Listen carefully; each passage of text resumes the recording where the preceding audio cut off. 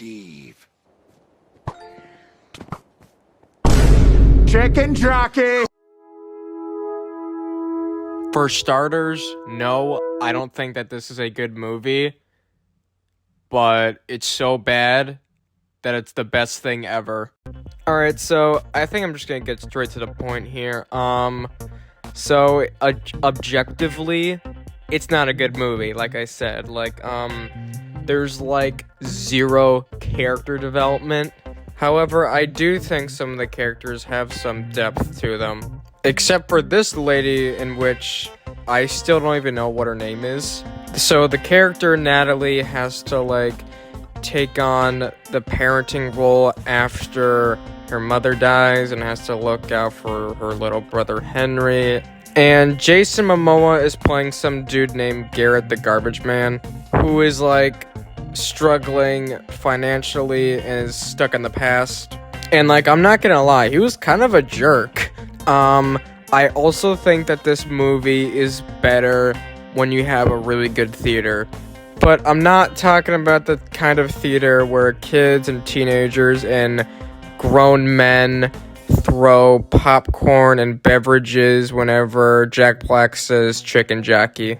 I think my theater was a pretty good example, and everyone was clapping and cheering, and all the memes I am Steve, crafting table, coming in hot, and all that, and nobody was dragging it either. Anyways, I also really enjoyed the Technoblade tribute. I think that was one of the highlights of this movie, in my opinion.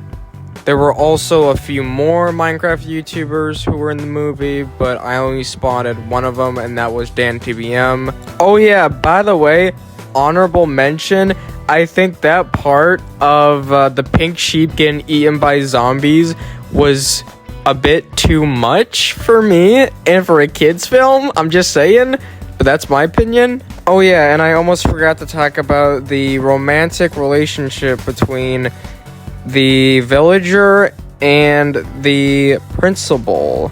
I thought it was super weird, but at the end of the day, I thought it was stupid funny. It's so bizarre, but I thought the dialogue was just friggin' hilarious. Oh, and also regarding the villain, I didn't think the villain was anything special, to be honest. And this dude, General Chungus, who said the word unalive, which I thought that was just too cringy. I'm sorry, and I think the last part I want to talk about is when Steve puts on the diamond armor. It's so funny because it doesn't even look like it fits him. But, I do think that his version of Steve was, the best part of the whole movie for me. And even after all of this happened, when the trailer first dropped, just like everybody else, I too was criticizing how everything looked and how it was going to be terrible. But, I'd give it a 7 out of 10. It's definitely not the worst video game adaptation film I've ever seen in my life. But, yeah, I don't have anything else to say, and there's my review.